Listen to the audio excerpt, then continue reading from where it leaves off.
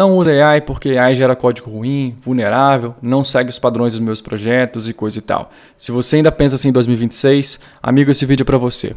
Eu sou Norton Torga, tenho 20 anos de experiência, inclusive trabalhando para o exterior, e hoje eu vou ensinar você a construir um exército de robô que vai conseguir escrever 90% do seu código. O primeiro passo é entender onde você está no nível de adoção de AI. Aqui eu vou compartilhar com vocês um artigo do Steve Egg, onde ele compartilha essa figura.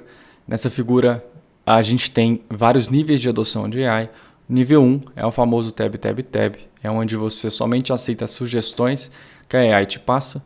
O nível 2, você já usa um agente para automatizar parte do trabalho manual.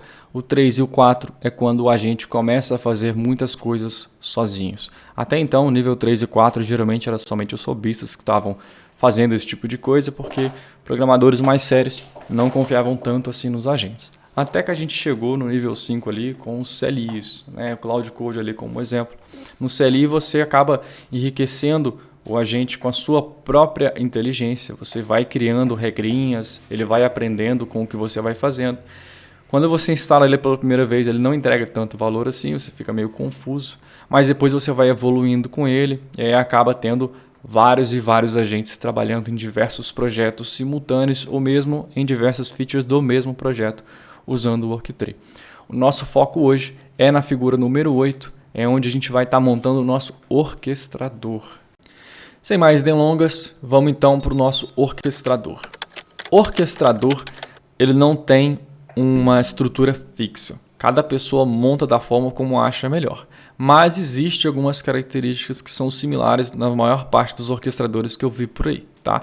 Inclusive existem orquestradores que você simplesmente pode pegar online e tentar usar. Mas a grande chance é de que ele não vai fazer do jeito que você espera que seja feito. Então é melhor que cada programador, cada desenvolvedor construa o seu próprio orquestrador com as suas próprias preferências, suas regrinhas, suas habilidades e as suas personas, que são inclusive as 3 peças principais de um orquestrador de AI. E por que a gente tem que dividir nessas peças? Bom, o que limita uma inteligência artificial é a janela de contexto. Então, ela consegue prestar atenção somente em até determinada quantidade de informação. Se você pegar um Cloud Code e colocar ele cru, sem nunca ter usado nada, um único agente, para trabalhar numa Codebase com 300 mil linhas de código, vai dar certo? Eu te garanto que não, não vai. Mas, se você conseguir dividir o trabalho entre várias pessoas, você já consegue expandir essa sua janela de contexto, porque você vai ter uma persona para cada um dos trabalhos a serem realizados. Aqui, por exemplo, eu tenho várias. Né? Você não precisa começar igual eu já estou aqui, porque eu já estou um pouco mais avançado com o meu orquestrador. Comece com apenas 3 personas, é a minha recomendação. Faça um arquiteto, que é onde você vai fazer a parte de planejamento do que você está trabalhando. Nunca trabalhe em nada sem fazer um planejamento. Se você não fizer um planejamento, vai dar ruim, beleza? Então, faça um arquiteto. Segundo, faça um coder. O que é um coder? É basicamente o agente que vai escrever código. E depois você pode ter um reviewer, que é o que vai revisar o que você fez, o que o agente, na verdade, fez. Né? Se você fizer isso, você praticamente triplicou a sua capacidade de conseguir prestar atenção nas coisas. Tá?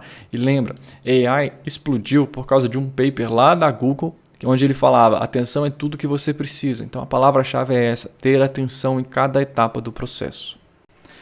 Eu vou mostrar para vocês como é que funciona uma persona, o que tem ali dentro, mas antes da gente entrar um pouco mais profundamente ali naquele assunto, vamos ver as regras e os skills. As regras eu separo em 3 níveis, mandamentos, editais e conselhos. Mandamentos são regras que os meus agentes jamais podem burlar. Por isso que eu dei esse nome até mais teatral, mandamentos. Os editais são regras escopadas, são regras para determinadas situações. E o legal aqui é que eu faço o seguinte, quando eu despacho um agente meu, uma persona, ela vai somente com as regras que ela precisa saber. Então, novamente, a janela de contexto vai melhor aproveitada.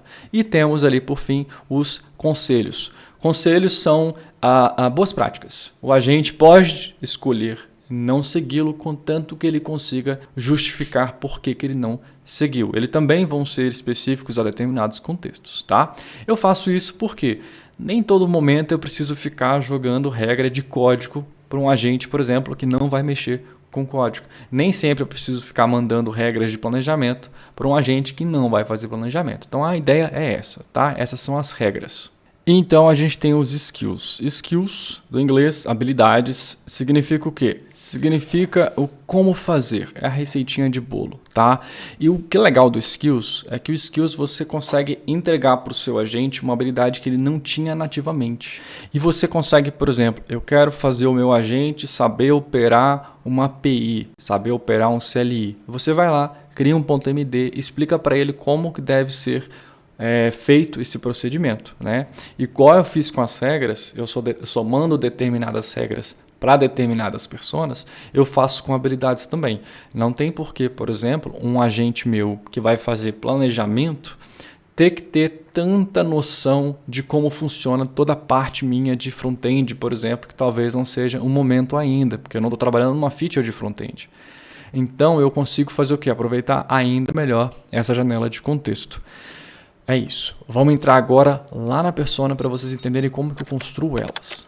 Você pode construir as suas personas em inglês ou em português, tá? Eu construí as minhas em inglês porque eu tenho uma leve intuição de que os modelos funcionam melhor em inglês, talvez porque eles são treinados assim, né?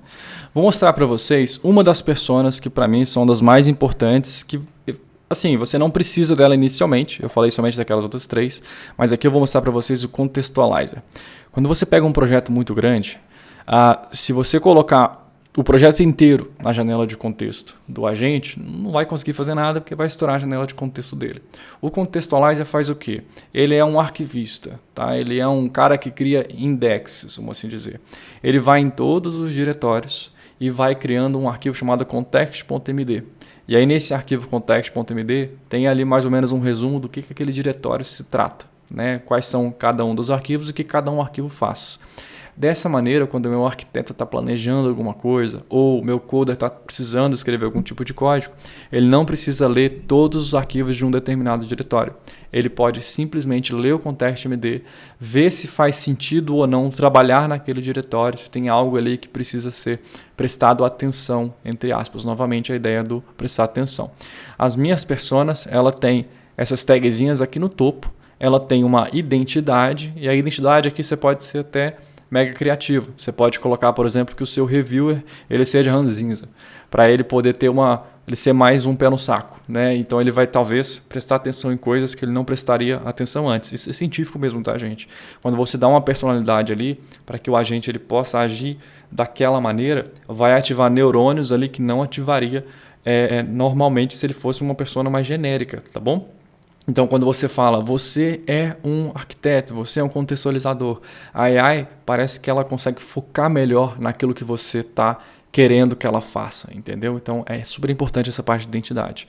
Tem o meu playbook, que são as etapas que executam, que essa personalidade vai executar. Tá? Então, basicamente, o que ela faz? Né? A receitinha dela. Então, aqui eu tenho um exemplo ali de que ela recebe ela recebe o path do projeto, né? O caminho do projeto, ela anda no diretório, né? E vai construindo .context.md usando o skill, que eu construí um skill para manutenção de contexto. Ela vai gerando esses context.md e ela vai gerando ele e atualizando também. Tá? Então, à medida que o projeto vai evoluindo, esses context.md vão atualizando. E ela também constrói um feature map, que é basicamente um arquivo adicional, onde eu coloco todas as features que o meu projeto tem. E aí o arquiteto usa esse feature map e os context.md para poder se localizar. Dessa maneira, o arquiteto consegue contextualizar sem precisar ler todo o projeto. Tá? Então esse aí é o meu contextualizer e esse é o playbook dele. Depois a gente tem o handoff. Handoff é o quê? O que ele entrega quando ele finalizar o trabalho dele. Alguns agentes vão entregar um handoff estruturado, então ele vai entregar um relatóriozinho com sessões e tudo mais. Outros é simplesmente o que é o produto final do trabalho dele. Nesse caso, ele vai entregar todos os contexts.md e vai atualizar o feature map. Tem também os headlines e os yields. Headlines são regrinhas específicas do agente, o que ele pode ou não fazer. Tá? Então, assim, coisas que são cruciais da personalidade. Não é uma regra reaproveitável em nenhuma outra personalidade. E o yield é quando ele vai desistir. É importante você designar para o seu agente quando ele pode desistir de algo, porque assim ele não tenta concluir algo que está fora do escopo dele. Tá? Então, essa é a maneira que eu construí as minhas personas.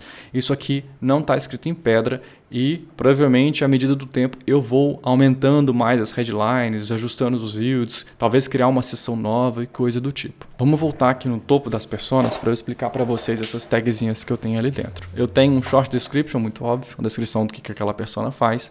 Tenho o meu provedor preferencial, o nível de esforço e qual é o tier do modelo. Isso aqui é uma coisa que eu fiz para mim, porque o meu orquestrador ele é multi-agente.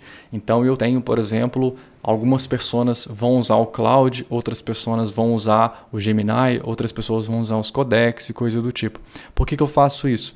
Bom, custo-benefício. Tem modelos que são melhores em determinada tarefa. Vamos voltar aqui para o nosso navegador para a gente olhar o que?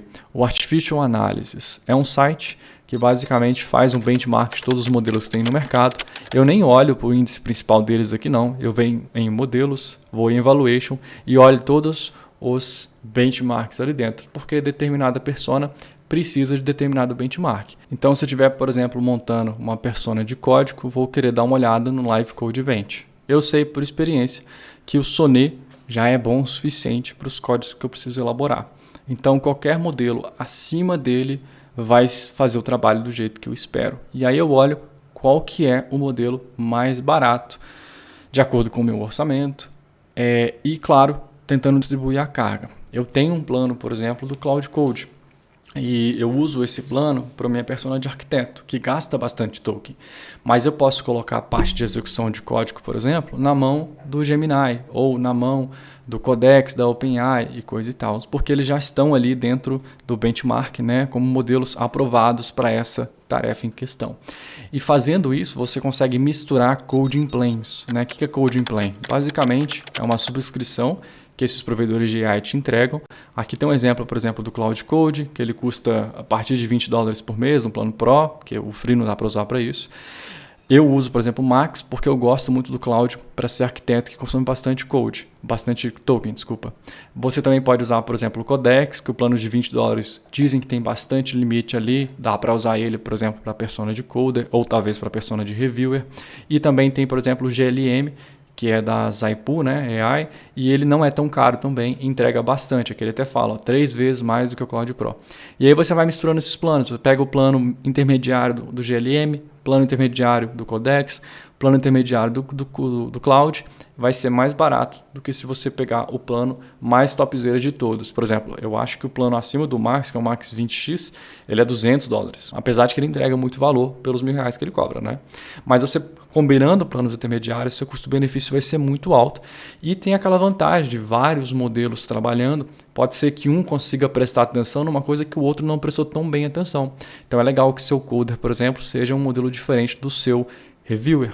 Vamos voltar agora lá para a nossa IDE, para a gente continuar olhando os front matters, né, que são essas tagzinhas. Aí eu também tenho a versão, last update e o copyright, tá? Isso aqui são mais estéticos mesmo, e a versão é para eu poder, versão e last update, para eu poder lembrar qual foi a última vez que eu trabalhei nessa persona, tá? É basicamente isso que funciona as nossas personas.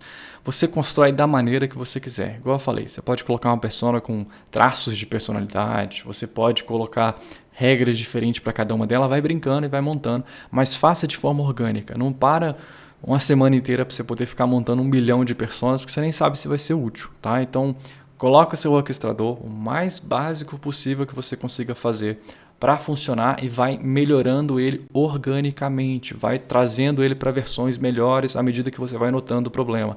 Ah, vi que o meu agente não está respeitando tal tipo de coisa, vi que a regra não está funcionando, não tem uma habilidade, e aí você vai aos poucos construindo o seu framework, tá? Então esses aqui são as personas, mostrei para vocês um pouco mais a fundo. Vou abrir aqui uma das regrinhas, tá? Só para vocês terem uma noção. Em mandamentos aqui, por exemplo, vou pegar o Git, né? Aqui são coisinhas que para mim o cara não pode jamais burlar, né? Então usar conventional commits para o Git, é essencial disso. Como é que as minhas branches têm que ter nome? Como é que as mensagens de commit têm que ser? Então eu tenho ali nos statements, né, quais são as regras em si e o racional dessa minha regra. Eu explico para o modelo por que ele tem que seguir essa regra. Quando eu explico para o modelo por que ele tem que seguir uma regra, o que eu estou querendo evitar, Às vezes ele consegue pegar por intuição, vou chamar de intuição porque não dá pra gente chamar isso de intuição efetivamente, mas ele consegue entender o que eu quis dizer com aquelas regras e às vezes ele vai por si só cumprir até um pouco mais do que a regra especificava, porque eu já dei mais ou menos o caminho das pedras, expliquei o porquê da regra. O modelo tende a obedecer melhor quando você explica o racional. Minha experiência, cada um faz de um jeito diferente. Tá bom? Essas são as regras. E por fim, a gente tem ali um skills. Vou abrir o skills aqui para vocês terem uma noção de o que é. Tem vários skills ali dentro. Alguns, como são sessões, eu agrupo em diretórios, tá? E eu sempre especifico, igual vocês viram na persona, use skill tal, papá. Dependendo do que ele vai fazer. Vou mostrar para vocês aqui o Context Mind-Tense, que é aquele do Contextualize lá, que talvez seja um dos mais úteis para vocês. Os meus skills, ele também vai ter as tagzinhas no topo, né? Descrição, usado por quem, versão e tudo mais. Aqui você pode ver que o skill de manutenção do contexto, ele é usado pelo meu coder e pelo meu contextualizer, né? Aqui tem um propósito da existência dele, tá? Basicamente, por que ele existe, o que ele faz ali dentro, né? Um resumo geral ali desse meu skills, tá? Então, basicamente, ele monta aqueles Context MD que eu tinha comentado e monta o Feature Map. E aqui tem os procedimentos. Como que deve ser realizada determinada tarefa. Então, ali está como que eu vou construir o Context MD. E aí, depois eu tenho como que ele constrói o meu Feature Map. Beleza? Se o Feature Map ainda não existir, ele cria. Eu tenho que colocar essas coisas porque, às vezes, o agente, dependendo do modelo que você está usando, ele fala assim, falou para eu usar o Feature Map, mas não achei, então eu vou ignorar e seguir minha vida. Tem a gente que faz isso. Aí eu deixo uma instrução bem mais clara aqui. Se não existir, você deve criar. Deixei até em negrito ali para vocês terem uma noção de como é que se deve manipular esses agentes. E aqui, igual eu falei com vocês, algumas coisas como o handoff ou às vezes os skills, eu crio uma estrutura fixa, um esqueleto de como é que eu quero que seja construído aquele arquivo. Então aqui tem a minha estrutura de como é que são os meus contextos. Ele tem um sumário, constraint, guidance e tudo mais. Nos seus skills, você pode ter skill para tudo, tá? Tem skills que vai ser skill de como que consome uma API, vai ser um skill de como que chama um CLI, vai ter um skill de como que você constrói front. Então, assim, tem vários tipos de skills. Esse aqui é um exemplo, tá, de um skills. Você não precisa seguir exatamente como esse, mas aqui é um que eu fiz questão de que ele sempre crie um arquivo estruturado para que se eu mudar de um projeto para outro e lá já tem algum tipo de contexto, mas fora do meu padrão ele consiga ajustar para o padrão que eu sei que os meus agentes sabem trabalhar. E alguns dos skills dos meus frameworks eu vou deixar público no GitHub. Não vou deixar tudo, porque muito disso aqui são DNAs e preferências pessoais minhas, tá? É meu DNA como programador e talvez não seja proveitoso para você, não é o seu estilo, tá? Mas outros podem ser usados para todos. Exemplo do Context Mind-Tense que eu já estou até compartilhando aqui nesse vídeo. E aí depois que eu coloco todas essas notas, né, essa estrutura e as notas para poder deixar muito claro mais informações que talvez não consiga colocar dentro, tipo, por exemplo, eu tenho regras que são do diretório. Então, por exemplo, se eu estou trabalhando com Clean Architecture e não quero que dentro da domínio ele consiga colocar dependências de infra. Então eu deixo ali ainda mais forte para que quando o arquiteto ou o CUDA estiver trabalhando, ele bate o olho e beleza, verdade, aqui é uma domain, não posso fazer isso. Então é mais para refrescar a memória do agente, tá? E ali eu coloco umas regrinhas, por exemplo, eu quero que as regras e os constraints usem o estilo da RFC, que é usar should, must e esse tipo de palavra que fica muito claro para o agente o que está querendo dizer, tá? E ali tem o meu feature map também. E no finalzinho aqui eu tenho guardrails, né? O que são guardrails dos meus skills? São regras do skill. O que o skill não deve fazer ou como o skill não deve operar. Então, assim, basicamente umas regrinhas a mais que são relacionadas somente ao meu skill em específico. Beleza? Chega de teoria, vamos ver um agente em ação, tá? Vou mostrar rapidamente para vocês, não efetivamente ele trabalhando, porque demora. Cada tarefa que ele vai executar, ele vai levar alguns minutinhos para poder conseguir, executar a tarefa em questão, e as tarefas são complexas, tá? Aí aqui o que eu faço? Eu abro o Cloud Code, por exemplo, que é o meu orquestrador, mas se você tiver, por exemplo, o seu agente construído em cima do OpenCode, em cima do Gemini, vai funcionar da mesma maneira, tá? E aí o que eu faço? Quando ele inicia, eu coloco o meu framework pessoal dentro de um diretório chamado .agents. Aqui é um diretório real, tá? De um projeto real da Infinity. E aqui eu tenho dentro do meu agent todo aquele framework pessoal meu que eu montei e coloco ele dentro do Git Ignore para que ele nunca suba junto com os projetos, já que isso aqui é um ferramental pessoal meu, tá? E aí eu venho aqui dentro do Cloud Code e escrevo que eu quero que ele leia o CloudMD. O meu CloudMD do meu projeto, basicamente, manda ler o README do Agentes. É assim que eu faço o processo de boot do meu orquestrador. Então eu peço ele, por favor, leia o cloud.md. E aí ele vai ler o arquivo, vai entender o procedimento e vai inicializar o meu framework pessoal. E o meu framework pessoal, como eu falei com vocês, eu tenho várias personas. O meu, eu coloco uma persona chamada Maestro, que ele vai orquestrar todo o processo para mim, chamando as personas para mim, tá? Então, quando eu faço esse processo de boot aqui, ele vai assumir a personalidade do Maestro, igual vocês podem ver na tela que ele está lendo, entendendo o contexto, para inicializar a minha sessão de código. Isso aqui eu faço uma vez só no dia. O meu framework ele se auto-atualiza, então você está vendo que ele está fazendo um git pull para verificar se o meu framework foi atualizado recentemente, tá?